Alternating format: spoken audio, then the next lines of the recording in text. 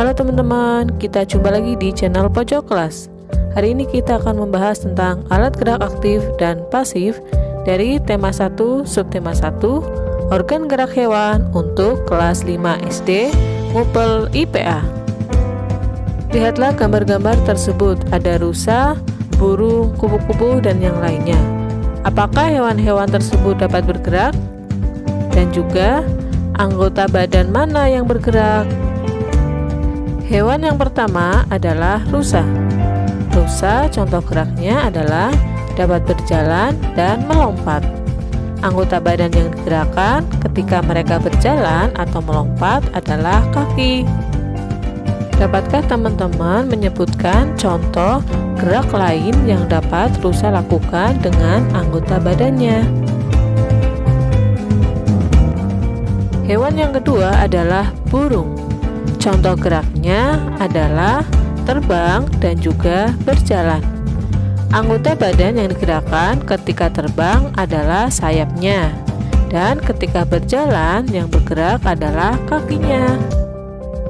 Selain terbang dan berjalan, dapatkah teman-teman menyebutkan contoh gerak lain yang dapat burung lakukan?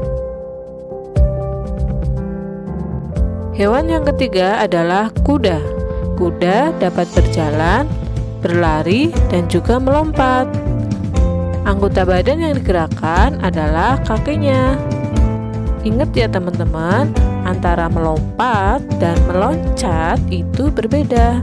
Melompat kuda contohnya, kalau meloncat biasanya kelinci.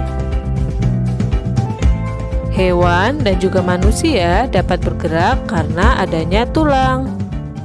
Namun, tulang itu tidak dapat bergerak sendiri. Makanya, tulang disebut dengan alat gerak pasif. Tanpa bantuan alat gerak aktif, tulang hanya akan diam.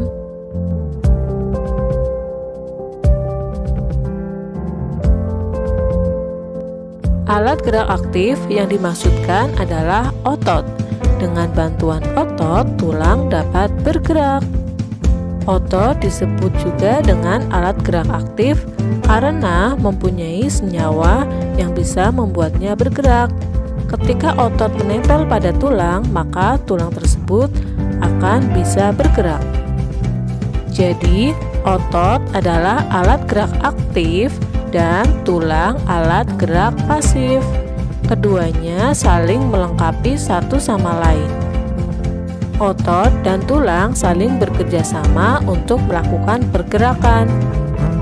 Kerjasama antar alat gerak disebut dengan sistem gerak.